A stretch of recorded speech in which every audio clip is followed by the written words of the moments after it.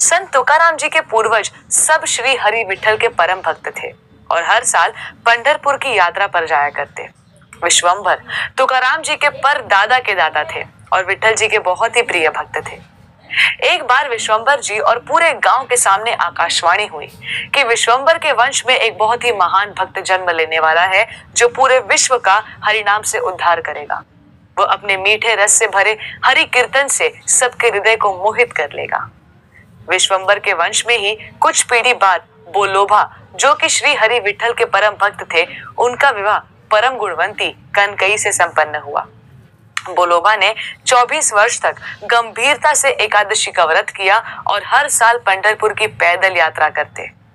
कृष्ण भगवान बोलोभा के भक्ति से बहुत प्रसन्न थे। ब्रह्मा, विष्णु और महेश बोलोभा और कनकाई बाई के स्वप्न में प्रकट हुए और उनसे कहा, हम आपके भक्ति भाव से बहुत प्रसन्न हैं। अगर आपके हृदय में कोई इच्छा है तो हमें बताइए। बोलोभा ने सबको सादर प्रणाम करते हुए कहा कि हमें एक ऐसा पुत्र चाहिए जो परम वैष्णव हो और पूरे विश्व का उद्धार करे, हरि विष्णु के प्रशंसा में सुंदर अभंग लिखे।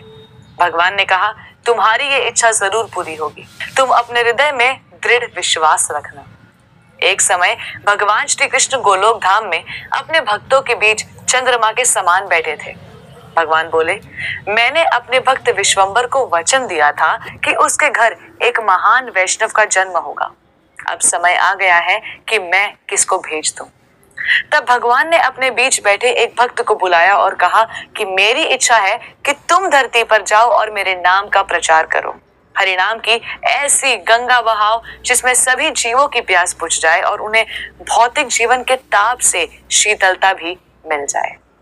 तब भक्त ने भगवान से कहा कि हे प्रभु, मुझे ऐसे घर में जन्म देना जहां आपके अनन्य भक्त हों, जहां मैं बेझिझक संतों को प्रणाम कर सकूं, और भगवान मुझे इतनी शक्ति देना कि मैं आपके नाम कीर्तन में नृत्य कर सकूं।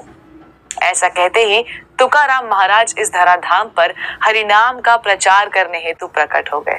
बोलोभा की धर्म पत्नी कनकई ने पूरे 9 महीने नवविधा भक्ति का सहध्य पालन किया। वे कितनी भाग्यशाली थी कि भगवान के शुद्ध भक्त ने उनके गर्भ में आश्रय लिया। कनकाबाई का शरीर दिव्य तेज से प्रकाशमान हो रहा था। सन 1608 वो स्मरणीय वर्ष जब तुकाराम महाराज ने हरि भक्ति प्रचार हेतु इस धराधाम पर जन्म ले लिया था। जब कनकाई ने अपने पुत्र का चेहरा देखा तब उन्हें आभास हुआ कि मानो शांति, सुख, वैराग्य और भक्ति का एक विशाल सागर उन्हें मिल गया हो।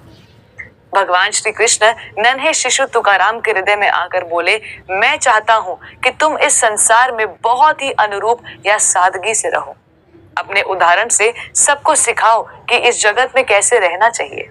फिर तुम देखोगे कि कैसे सही सोच, वैराग्य और प्रेम भक्ति तुम्हारे हृदय में प्रकट होती है। 12वें दिन बोलोभा और कनकाबाई ने शिशु का शुद्धिकरण संस्कार किया और सब श्री रुक्मिणी विठल के मंदिर गए। कनकाबाई ने शिशु को विठल के चरणों में रखकर कहा कि आप इस बालक को अपना नम्र सेवक जानकर स्वीकार करें। ये सुनकर विठल रुक्मिणी से बोले, रुक्मिणी, तुम शिशु को अपने हाथ में लो और कनकाई को दो। जब रुक्मिणी देवी ने शिशु को दिया तब कनकाई ने कहा श्री रुक्मिणी देवी से, ओ जगत जननी, आप इस शिशु को अपनी इच्छा अनुसार एक उपयुक्त नाम दीजिए। तब शिशु के नामकरण के दिन रुक्मिणी देवी एक सुंदर स्त्री के रूप में आई और कनकाई के इच्छा के अनुसार बालक का नामकरण किया। रुक्मिणी देवी ने बालक को तुका नाम दिया। तुका यानी जो मूढ़ लोगों का उद्धार करेगा। तुकाराम महाराज का बचपन बड़ा ही आनंदमय और भक्तिमय था और बड़े होने पर उन्होंने बहुत ही ईमानदारी से अपने पिता का कारोबार भी संभाला। उनकी पहली पत्नी के आकस्मिक देहांत के बाद अपनी माता के कहने पर उन्होंने दूसरा विवाह किया। अब तक उनके पास घर, व्यवसाय, अच्छी पत्नी, बच्चे, प्यार करने वाले भाई भाभी सब थे। किंतु भगवत गीता में भगवान श्री कृष्ण कहते हैं कि सुख और दुख बदलते मौसम की तरह सभी के जीवन में आते हैं। यानी जैसे सर्दी के बाद गर्मी का आना निश्चित है, वैसे ही जीवन में समय समय पर सुख और दुख का चक्र लगा रहता है। तो तुकाराम महाराज जी के जीवन में भी ऐसी घड़ी आई जहां एक के बाद एक वो अपने जीवन में परेशानियों का सामना करने लगे। उनके माता पिता इस जगत से चल बसे, जिसका उनको बहुत दुख हुआ। उन्होंने सोचा कि अब भाग्य में जो लिखा है वो तो हो गया, अब मुझे अपना कर्तव्य निभाना होगा। उनका कारोबार भी डूबता चला गया। वो दिन रात अपने परिवार के भरण पोषण के लिए मेहनत करते, फिर भी उनके मुख से हरिनाम चलता रहता। विठ्ठल के नाम के प्रति उनकी मीठी निर्भरता कभी कम नहीं हुई। तुकाराम महाराज जी की भक्ति को देखकर ये तो स्पष्ट था कि विठ्ठल उनकी परीक्षा ले रहे थे।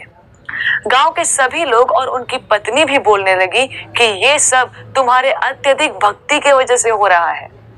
तुकाराम महाराज को ये सब सुनकर पीड़ा होती, लेकिन फिर भी उनकी भक्ति चलती ही रही, कभी नहीं रुकी। जब जीवन अपना ये रंग दिखा रहा था, तब तुकाराम जी की भक्ति और बढ़ती चली गई।